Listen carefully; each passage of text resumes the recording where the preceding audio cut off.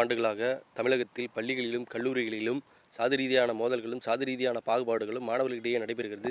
இது உடனடியாக தடுக்கப்பட வேண்டும்.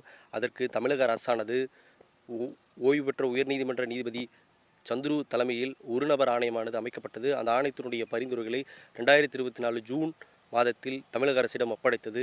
அந்த பரிந்துரைகளை உடனடியாக தமிழக அரசு நடைமுறைப்படுத்த வேண்டும். அந்த பரிந்துரைகளில் முக்கிய அம்சங்கள் என்னவென்றால், பள்ளிகளில் வரக்கூடிய மாணவர்களை சாதி ரீதியாக அமர வைப்பதோ, கல்லூரிகளில் வரக்கூடிய மாணவர்களை சாதி ரீதியாக அமர வைப்பதோ கூடாது. அதை தடுக்க வேண்டும். மேலும் சாதி ரீதியாக குழுக்களை அமைத்து அவர்கள் செயல்படுகிறார்களா என்பதை ஆசிரியர்கள் கண்காணித்து, அப்படி செயல்பட்டால் அவர்கள் மீது ஒழுங்கு நடவடிக்கைகள் எடுக்க வேண்டும். பள்ளிகளுக்கும் கல்லூரிகளுக்கும் வரக்கூடியவர்கள் சாதி ரீதியான கயிர்களையோ, சாதி ரீதியான பொட்டுகளையோ, நீர்களையோ, சாதி ரீதியான அடையாளத்தை டேட்டோ செய்தோ வரக்கூடாது. அப்படி வந்தால் அவர்கள் மீது ஒழுங்கு நடவடிக்கை எடுக்க வேண்டும். மேலும் அவர்கள் வரக்கூடிய பைக்கோ சைக்கிளோ அதில் சாதி ரீதியான அடையாளங்களை வைத்துக்கொண்டு வரக்கூடாது.